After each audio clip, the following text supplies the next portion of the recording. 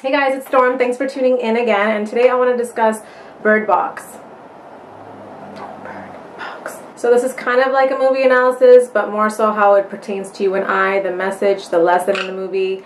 And this isn't generally something that I do. I was working on my next Mental Monday video, and it just kept bringing me back to Bird Box, and I couldn't stop thinking about it. So I decided to do a video on it. And hopefully anyone who didn't like the movie, this makes you view it in a different way, gives you a different perspective, and maybe it'll free your mind. Free your mind. So the first thing I want to discuss are the demons, and they're kind of like Bogarts from Harry Potter, you know.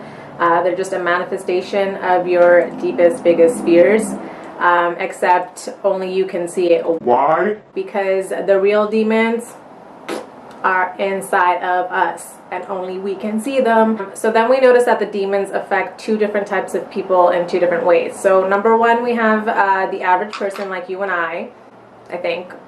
So the average person is overwhelmed by sadness and ends up committing suicide. And this is such an accurate representation of what it really feels like in real life for people to confront their demons, their baggage, their biggest fears, whatever you want to call it. Which is why so many of us put our emotions on the back burner and we just keep it pushing, you know? We're just like, it's okay, it's all good. And even if we've acknowledged the surface level issues, have we really tackled the core issues, you know? And sometimes it feels like that is the right thing to do, or the strong thing to do is to put our emotions on the back burner and keep it put... What?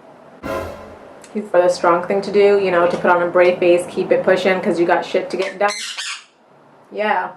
But it really isn't the right thing to do, because when you put things off to the back burner, that back burner is going to get hotter and hotter every day, you know. Hotter and hotter.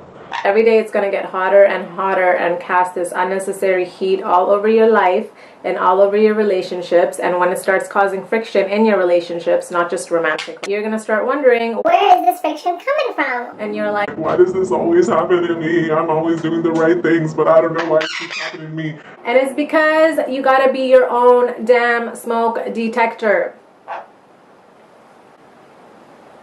Can you chill? And I just want to clarify that I'm not saying that you bring on negative situations or that you deserve it. I'm saying that we subconsciously attract where we are at mentally. So our subconscious is reeling in people who's going to turn up that heat and remind you about that back burner.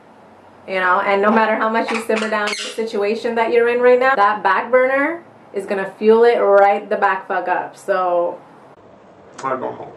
So number two, we have the people who are known to have mental issues. So they claim that it's so beautiful and they want you to see as well. So at first it seems like the mentally ill is able to confront and accept the demons that the average person isn't able to, which is why they don't die. They want others to open their eyes and see the light, aka the demons. And even in this instance, are they really seeing? Because even if they don't die, they're living in this trance.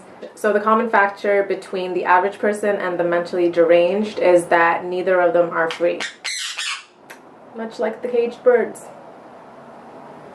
Not you, though. So no matter who you are, you're controlled by your fear. But There's a way out. There's a way out. At the top of the tree where the birds fly away, there is a way out. So there's a way out, but there's a catch. You can't look. You can't look. Why can't we look? Because often our reality is distorted by our own fears. Right? Often we look at difficult situations for what it is and we can't look beyond it or look past it because we're crippled by our fears. So you gotta close your eyes, see from between the eyes, trust in the universe, and just believe that everything will happen for a reason. So that's when you go through the river raft of death, fighting all the voices that get louder and louder as you get closer to where you're meant to be. You know, which is exactly what real life is like, whether it's your own voice or someone else's voice. You get tested more and more as you get closer to your goals. So the voices are attempting to derail you by saying exactly what you want to hear, and this is just like our battle with instant gratification and how it prevents us from reaching our full potential. You know, knowing something is harmful and continuing to do it anyways, and I think we're all guilty of that in some aspects. If in our lives, if not multiple. So we see how Mallory struggles to connect with people, and in the end she finally calls herself a mother and names her kids, and she finally overcomes her inability to connect with people. And I love that they use that issue in particular because it's just so relevant and predominant in our generation. Generally, people are becoming much colder and colder because when you get hurt time and time again, you end up losing that spark, you know, and it's not your fault, their fault, our fault, whatever. It's very common, you know, when you get hurt to an extreme, you end up losing that spark. And if you've lost that spark, I hope you find it again. You know, it's the people that have been sitting in darkness who end up rediscovering their spark.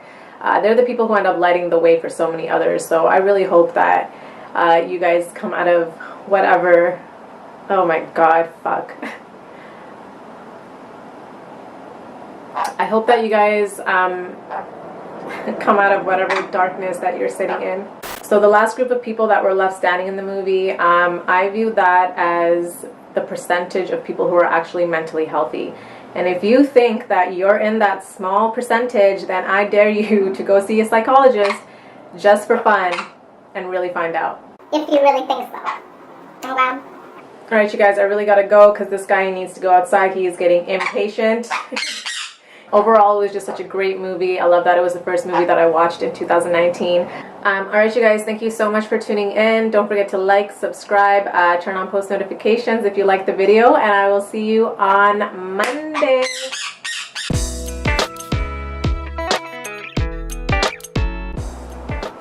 This is what happens when you record a New Year video on your period.